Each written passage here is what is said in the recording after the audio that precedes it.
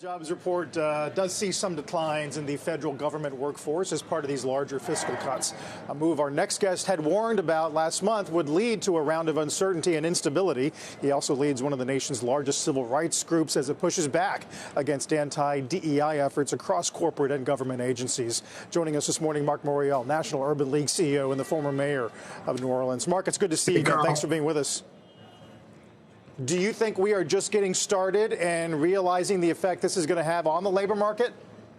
I think this jobs report hasn't factored in federal job cuts, which are significant and substantial, the potential impact of tariffs in creating uncertainty in corporate America, pullbacks on hiring, pullbacks on investing, and also the impact that the deportations may have on the labor market. We're getting to the harvest season in the agricultural sector. Will they have the workers that they need in order to harvest the crops that Americans need on their kitchen tables? So this jobs report is more of a continuation of the very strong, stable economy we've had over the last few years, declining inflation, good job creation, declining unemployment, and stable growth. And now I think what we have is volatility, uncertainty, and really great concerns that we're facing a slowdown. I hope not, but potentially a recession. Right. Now, the federal workforce as a percentage of the population isn't huge. I wondered, I mean, there have been some questions as to whether or not we could start to see negative prints on jobs. How would that happen if it were to happen? So I think the important thing is the federal workforce, those workers, when they are now laid off, they spend money on housing, they spend money on food, on clothing. They're part of the consumer economy. So you've got to measure the impact of those employees now not being vital to the consumer economy. So you've got to do an accelerator impact.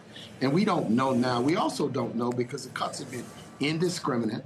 They've been under sort of the rhetoric of waste, fraud, and abuse with no real definition and no real evidence of what that means, how it will impact the delivery of services. Think veterans and veterans at veterans hospitals if you take away half the employees.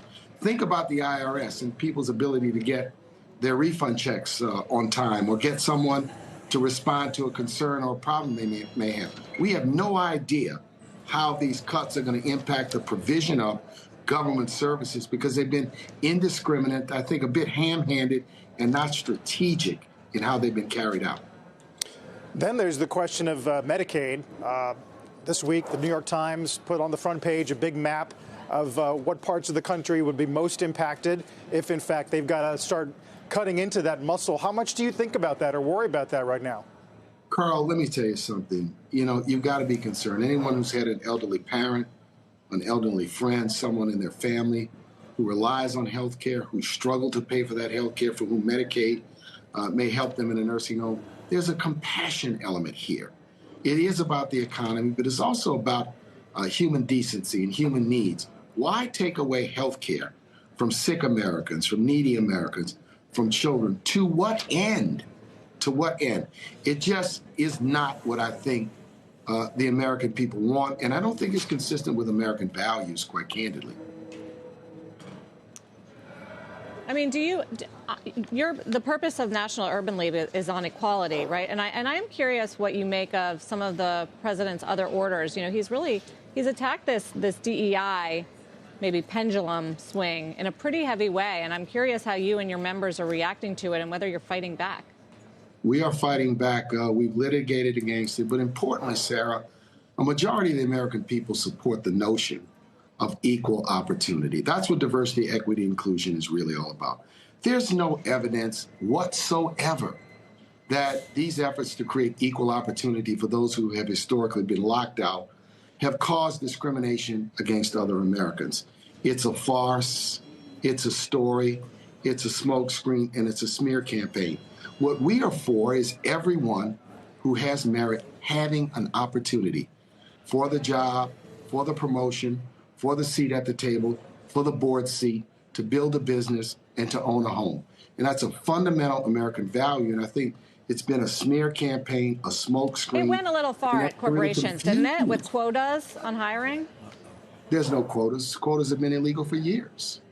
No, but companies have put in place, for instance, incentives and targets that now they've rolled back. Measuring who you hire is not a quota. Business measures everything: earnings, prices, inventory. They measure everything. Why can't they measure the number of women, men, blacks, Latinos? Why can't they measure the number of 30 versus 40 versus 50-year-olds they hire? It is fundamental to American business to measure. And to suggest that you can't measure who you hire, to me, is an infringement on the right of American business to run their businesses as they see fit. It's a form of over-regulation. Yeah, what's notable, too, are the companies that have rejected some of those proposals, Costco and Deere and Apple. Delta Airlines and a number of others have said, look, let me run my business and let me run my business the way I know how to run my business. Don't put your fingers in my hiring practices. Of course, hold me accountable to not discriminate, but don't tell me how to run my hiring practices. Marc, thank you. Marc Morial. Thank you.